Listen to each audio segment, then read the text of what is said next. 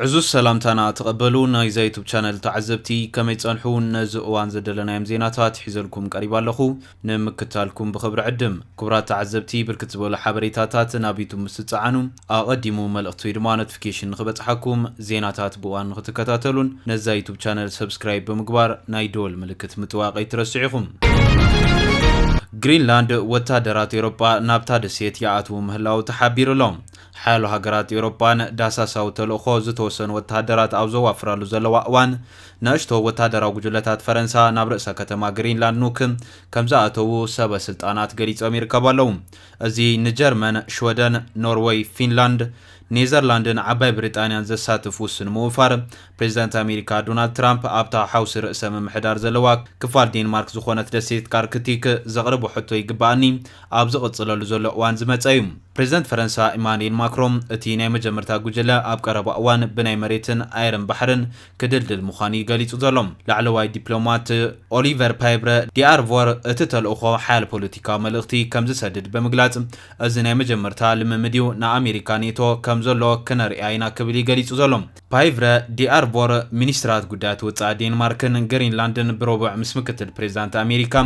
ጄዲ ቫንስ ንምርኻብ ናብ ዋሽንግተን ድሕሪ ምኻዶም ድሕሪ ሰዓታት እቲ ፈረንሳ 15 ሰዓት ዝሓዘ ናይ መጀመርታ ሓይላ ዋፊራላ ድሕሪ ትርክብ ሚኒስትር ጉዳያት ወጻኢ ዴንማርክ ላርስሎክ ራስሙሰን እቲ ክልቲያው ዝርርብ ሃናጽ እኳ እንተኾነ ኣብ መንጎ ክልቲኦም ወገናት መሰረታዊ ዘይምርድዳእ ከም ዘሎ ብምግላጽ ድሒሩ ድማ ትራምፕ ንግሪንላንድ ንምዕዳግ ዝገበሮ ጻዕሪ ነቒፉሎም ትራምፕ ብወገኑ ንግሪንላንድ ኣብ ትሕቲ ቁፅጽር ኣሜሪካ ንምእታው ዝገብሮ ጻዕሪ ዝምልከት ንሃገራዊ ድሕንነት ግሪንላንድ ተሌናያ ክብል ተሰሚዕሎም ዋላ እኳ ሓይሊ ከም ዝጥቀም እንተዘይአንፈተ ምስ ዴንማርክ ገለ ነገር ክስራሕ ይኽእል እዩ ዝብል ሓሳብ ከም ዘለዎ ብረቡዕ ኣጋምሸት ገሊጹ እዩ እቲ ጸገም ሩስያ ወይ ቻይና ንግሪንላንድ ክትሕዛ እንተደልያ ዴንማርክ ክትገብሮ ትኽእል ነገር የለን ንሕና ግን ክንገብሮ ንኽእል ኩሉ ነገር ኣሎ ዝሓለፈ ሰሙን ኣብ ቬንዙዌላ ዝኾነ ነገር ርኢኹም ኢኹም ክብል ተሰሚዑ ወሃቢት ቃል ዋይት ሃውስ ካሮሊና ሎቪት በሐሙስ ንጋዜጠኛታት ኣብ ዝሃበቶ መግለጺ ናብ ግሪንላንድ ዝግበር ምውፋር ተወሳኺ ሰራዊት ኤውሮፓ ኣብ መስርሕ ውሳነ እቲ ፕሬዝዳንት ኣብ መሬት ኣርክቲክ ጽልዋ ዝህልዋ ይመስልን ኢላ ወሲኻ ድማ ኣብ ዕላማ ምግዛእ ግሪንላንድ እውን ፈጺሙ ጽልዋ የብሉን ኢላ ቀዳማይ ሚኒስትር ፖላንድ ዶናልድ ታስክ ፖላንድ ኣብቲ ናብ ግሪንላንድ ዝግበር ወታደራዊ ምውፋር ኤውሮፓ ከጽንበር መደብ ከም ዘይብላ እኳ እንተገለጸ ዝኾነ ይኹን ወታደራዊ ምትእታው ኣሜሪካ ግን ዓቢ ፖለቲካዊ ሓደጋ ክኸውን ይክብል ያጠንቂቑ ግጭት ወይ ፈተነ ምግባጥ መሬት ሓደ ኣባል ኔቶ ብኻልእ ኣባል ኔቶ እንተኣጋጢሙ ከምቲ ንፈልጦ መወዳእታ ዓለም ክኸውን እሞ ድማ እቲ ንነዊሕ ዓመታት ንጸጥታና ዘረጋገጸ ኢሉ ብኻልእ ወገን ኣብ ቤልጅየም ዝርከብ ኤምባሲ ሩስያ ኣብ ኣርክቲክ ዝፍጸም ዘሎ ነገራት ከቢድ ስክፍታ ከም ዝፈጠረሉ ብምግላጽ ኔቶ ካብ ሞስኮን ቤጂንግን እናዓበየ ዝኸይድ ዘሎም ስጋኣት ብዝብል ናይ ሓሳብ ምስምስ ኣብ ወታደራዊ ህላወ ይሃንጽ ኣሎ ኢሉ ይኹን እምበር ምውፋር ኔቶ ከም ኣካል ናይቲ ብዴንማርክ ዝምራሕ ስርሒት ኣርክቲክ ኢንዱራንስ ዝበሃል ሓበራዊ ልምምድ ውሕዳት ወታደራዊ ኣባላት ጥራሕ ዝሓቆፈ እዩ እዚኦም ክሳብ መዓስ ከም ዝጸንሑ ግን ንጹር ኣይነበረን ፊንላንድ ኣብዚ እዋን ነቲ ሓቂ ዘጻሪ እዩ ዝበለቶ ወታደራዊ ልኡኽያ ትሰድድ ዘላ ሓላፊ ክፍሊ ፖሊስ ሚኒስትሪ ምክልኻል እቲ ሃገር ጃነ ኩሰላ ንማዕኸናት ዜና ኣብ ዝሃበቶ ቃል ኣብዚ እዋን ዝኾነ ይኹን ነገር ኣይንኽልክልን ግን ብፍሉይ ዝኾነ ነገር ክንወስድ ኣይንሓስብን ኢና ኢላላ ፊንላንድ ኣብ ኣርክቲክ እትርከብ ሃገር ኮይና ኔቶ ኣብ ግሪንላንድ ክሳብ ክንደይ ጽኑዕ መርገጺ ከም ዝሓዘ ዝነበራ ስክፍታታት ስዒቡ እቲ ዕማም ዓቕሚ ምክልኻል መሓዙት ሃገራት ንምዕባይ ምዃኑ ገሊጻላ ጀርመን ብሓሙስ 13 ወታደራት ዝሓዘት A400M ዝተባሃለት ናይ መጓዓዝያ ነፋሪት ናብ ኑክ ትሰድድ ነይራ ሰበስልጣን እዚ ልኡኽ ኣብ ግሪንላንድ ክሳብ ቀዳም ጥራሕ ከም ዝጸንሕ እዮም ዝገልጹ ሰበስልጣን ምክልኻል ዴንማርክ ንረብሓ ጸጥታ ኤውሮፓ ስግሪ ኣትላንቲክን ኣሰር ኔቶ ኣብ ኣርክቲክን ንምድልዳል ኣብ ከባቢ ግሪንላንድ ወሰኽ ወታደራዊ ህላወ ክህሉ ምስ መንግስቲ ግሪንላንድ ከም ዝወሰኑ ገሊጾም ይርከቡ ኣለዉ ማክሮ ኣብ ሓድሽ ዓመት ንዕጡቓት ሓይልታት ፈረንሳ ኣብ ዝሃቦ መደረ እዚ መሬት ናይ ሕብረት ኤውሮፓ ስለ ዝኾነን ሓደ ካብ መሓዙት ኔቶናውን ስለ ዝኾነን ኤውሮጳውያን ኣብ ልዕሊ ግሪንላንድ ፍሉይ ሓላፍነት ኣለዎም ክብል ተሰሚዑ ኣሜሪካ ድማ ድሮ ኣብ ግሪንላንድ ወታደራዊ ማዓስከር ከም ዘለዋ ይዝፍለጥ እዚ ኣብዚ እዋን ክሳብ 150 ሰባት ዝሓቆፈ ኮይኑ ብመሰረት እስቲ ምስ ኮፐንሃገን ዝጸንሐ ስምምዓት ኣዝዩ ዝበዝሐ ቁጽሪ ናይ ምምጻእ ኣመራጺ ከም ዘለዎ እውን ይግለጽ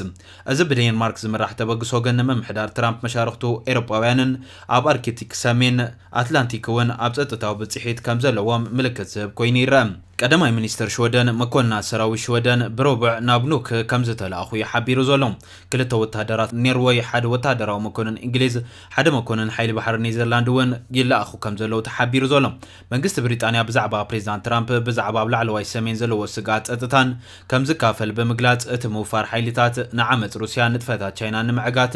ዘጠቓልል ምዃኑ ገሊጹ ቀዳማይ ሚኒስትር ዴንማርክ ሜት ፍሬድሪክሰን ምክልኻል ሓለዋ ግሪንላንድ ንመላእ ኺዳን ኔቶ ዘገድስ ክብል ይገሊጹ ሚኒስትር ምክልኻል ዴንማርክ ትሮልስ ሉንድ ፖልሰን እቲ ዕማም በተዘዋዋሪ ወታደራዊ ህላወ ክህሉ ምዃኑ ዕላምኡ ድማ ኣብታ ደሴት ዝያዳ ቀዋሚ ወታደራዊ ህላወ ክህልዎም ናይ ወፃኢ መሻርክቲ ኣብ ስልጣን ልምምድ ክሳተፉ ምዃኖም ዝገሊጹሎም ኮፐንሃገን ትራምፕ ንግሪንላንድ ክትቆጻጸራ ዝደለየትሉ ምኽንያት እናመጎተትያ ትርከብ ሚኒስትሪ ጉዳያት ወፃኢ ራስሙሰን ዋላ እኳ ብመጠኑ ስክፍታታት ጸጥታ ኣሜሪካን ተኣመነ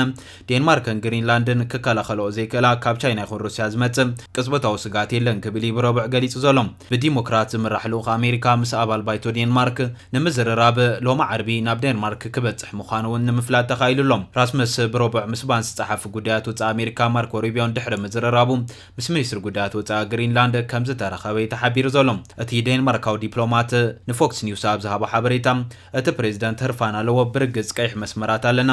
ኣብ 2026 ኢና ዘለና ምስ ሰባት ክትነግድ ትኽእል ንሰባት ግን ኣይትነግደሎምን ክብል ተሰሚዑ ቀዳማይ ሚኒስትር ግሪንላንድ ጄንስ ፍሬድሪክ ኒልሰን ኣብዚ ሰሙን እዚ እቲ ግዝኣት ኣብ ማእኸል ጂኦፖለቲካዊ ቅልውላው ከም ዘሎን ህዝቡ ምርጫ ክገበር እንተተሓቲቱ ካብ ኣሜሪካን ላዕሊ ዴንማርክ ከም ዝመርጽን እዩ ገሊጹ ዝርከብ ግሪንላንድ ብኣሜሪካ ክትውነን ኣይትደሊን እያ ግሪንላንድ በአሜሪካ ክትመሓደር ኣይትደሊን እያ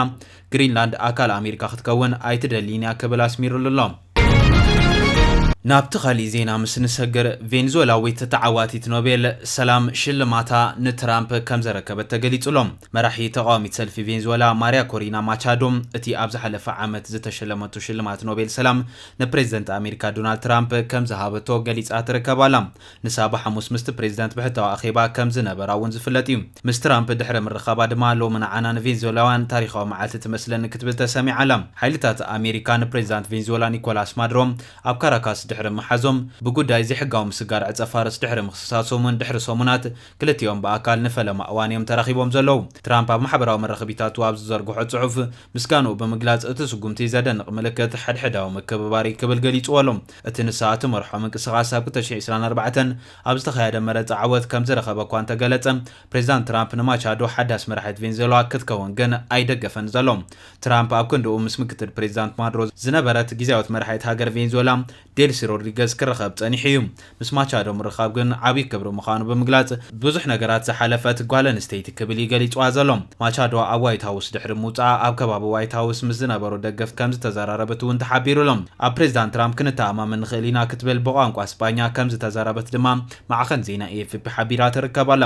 ድሒሩ ማቻዶ ንጋዜጠኛታት ብእንግሊዝኛ ኣብ ዝሃበቶ መግለጺ ንናጽነት ንዝገበሮ ፍሉይ ተወፋይነት ኣፍልጦ ንምሃብ ንፕሬዚደንት ኣሜሪካ መዳልያ ሽልማት ኖቤል ሰላም ኣበርኪተሉ ክትብል እውን ገሊጻላ ሽልማት ኖቤል ብተደጋጋሚ ይግባእኒ ዝብል ዝነበረ ትራምፕ ንማቻዶ ክወሃብ ከሎም ከም ዘይተሓጎሰ ምግላጹ እውን ገሊጹ ምንባር እውን ዝዝከር እዩ ማቻዶ ኣብ ዝሓለፈ ሰሙን እቲ ሽልማት ምስ ትራምፕ ክትካፈሎ ምዃና እኳ እንተገለጸት ድሒሩ ግን ኮሚቴ ኖቤል ናብ ካሊእ ዝሰጋገር ከም ዘይኮነ የነፂሩ እቲ ኮሚቴ ዝሓለፈ ሰሙን ኣብ ዘውፅኦ መግለጺ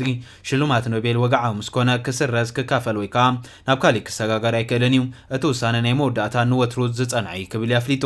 ማዱሮ ብ3 ጥሪ 2026 በኣሜሪካ ካብ ዝተሓዝ ንድሓር መምሕዳር ትራምፕ ነቲ ኣብ ትሕቲ እገዳ ኣሜሪካ ዝጸንሐ ጽላት ነዳዲ ቬንዙዌላ ዳግማይ ናብ ስራሕ ንምእታው ብቕልጡፍ ስጉምቲ ወሲዱ ዘሎ ብሮባ ሓደ ኣሜሪካዊ በዓል ስልጣን ኣሜሪካ ንፈለማ እዋን $500 ሚልዮን ዝግመት ነዳዲ ቬንዙዌላ ሸይታ ከም ዝዛዘመት እውን ገሊጹሎም እገዳ ዝተገበረሉ ነዳዲ ቬንዙዌላ ብምጓዓዝ ዝተጠርጠራ ነዳዲ ዝጸዓና መራኸቢ እውን ብኣሜሪካ ከም ዝተታሕዛ ሓይልታት ኣሜሪካ ብትማል ሓሙስ ገሊጾም ይርከባለው ናብቲ ናይ መወዳእታ ዜና ምስ ንሰግር ኤርትራ ኢትዮጵያ ተቕርቦ ዘላ ክሲ ምስግጋር ኣጽዋር መመኽኔታ ንኹናት ክትብል ምግላጻ ተሓቢሩሎም መንግስቲ ኤርትራ ነቲ መንግስቲ ኢትዮጵያ ኤርትራ ናቶም ኣብ ክልል ኣምሓራ ዝንቀሳቐሱ ዕጡቃት ሓይልታት ፋኖ ወተሃደራዊ ኣጽዋር ብምቕባል ዘቕረቦ ክሲ ሓሶት ምዃኑ ገሊጹ ይርከባሎም ብተወሳኺ መንግስቲ ኢትዮጵያ ነቲ ክጅምሮ ዝደሊ ዘሎ ኩናት ንመመሳመሲ ዘቕርቦ ዘሎ ምዃኑ እውን ኤርትራ ሓቢራ ትርከባላ እቲ ብ14 ጥሪ ዝወፀ መግለፂ ፌደራል ፖሊስ ኢትዮጵያ ከም ዘመልክቶም ምስ ውሽጣውን ጉጅለታውን ታሪኻውን ጸላእትና ብምትሕብባር እቲ ብ14 ጥሪ ዝወፀ መግለፂ ፌደራል ፖሊስ ኢትዮጵያ ከም ዘመልክቶ ምስ ውሽጣውያን ጉጅለታት ታሪኻውን ጸላእትና ብምትሕብባር ካብ ኤርትራ ዝተላእኸ ምዃኑ ዝገለጹ ኣስታት 56,000 ጥያይቲ ከም ዝሓዘ ዝሕብር እዩ ነይሩ። ኣብቲ መግለፂ ፌደራል ፖሊስ እታ ታሪኻዊት ጸላኢ ኢሉ ዝገለጻ መን ምዃና እውን ብንጹር ኣይተቐልዐን ነይሩ። እንተኾነ ብወገን ኢትዮጵያ ከም ታሪኻዊት ጸላኢት እትረአን እትግለጽን ብሰንኪ ሩባ ኣባይ ነዊሕ ብዝጸንሑ ጉዳያት ኣብ ዝኸረረ ምትፍናን ኣብዚ እዋን ድማ ምስ ኤርትራ ጥቡቕ ምሕዝነት ርክብን ዘለዋ ግብፂ ምዃና እዩ ዝግለጽ። ክሲ መንግስቲ ኢትዮጵያ ኣብ ልዕሊ ኤርትራ ኣብ መንጎ ክልቲአን ሃገራት ዲፕሎማስያውን ወተሃደራውን ውጥሪ እናሓየለ ኣብ ዝመፀሉ ዘሎ እዋን ዝተሰምዐ እዩ። እዚ ወተሃደራዊ ናውቲ ካብ ኤርትራ ብትግራይ ኣቢሉ ኣብ ክልል ኣምሓራ ናብቶም ኣኽረርቲ ዝበሎም ሓይልታት ፋኖ ይሰጋገር ከም ዝነበረ እውን ብወገን ኢትዮጵያ ዝወፀ መግለፂ ዝገልጽ። ሚኒስትሪ ዜና ኤርትራ ነዚ ክሳ መልኪቱ ንሮይተርስ ኣብ ዝሃቡ ቃል ድማ እቲ ብቀዳማይ ሚኒስተር ኣብይ ኣሕመድ ዝምራሕ ሰልፊ ብልጽግና ኣብ ልዕሊ ኤርትራ ኩናት ንምክኽፋት መምኽኔታ ይደሊ ምህላው ይሓቢሩ። ስርዓት ብልጽግና ነቲ ካብ ቅድሚ 2 ዓመታት ጀሚሩ ክዳለወሉ ዝጸንሐ ኩናት ንምምኽናይ ናይ ሓሶት ባንዴራታት የንበልበል ኣሎ ክብል እውን ሚኒስትሪ ዜና ኤርትራ የማነ ገብረ መስቀል ኣፍሊጡሎም። ፕሬዚዳንት ኢሳያስ እውን ኣብቲ ኣብ 12 ጥሪ ምስ ማዕኸናት ዜና ኤርትራ ዘካየዱ ቃለ መሕትት ሰልፊ ብልጽግና ኣብ ልዕሊ ህዝቢ ኢትዮጵያ ኩናት ይእውጅ ከም ዘሎ ብምሕባር ኣብ ልዕሊ ኤርትራ ኩናት እንተኽትኽፊቱ ግን ከመይ ከም ንከላኸሎ ንፈልጥ ኢና ክብል ገሊጹ ነይሩ እዩ። እምበር ከስ ክቡራት ተዓዘብቲ ነዚ እዋን ዘደለናዮም ዜናታት እዮም ምስሉ ነይሮም። ብኻሊእ ዜና እስካዕ ንራኸብ ሰላም።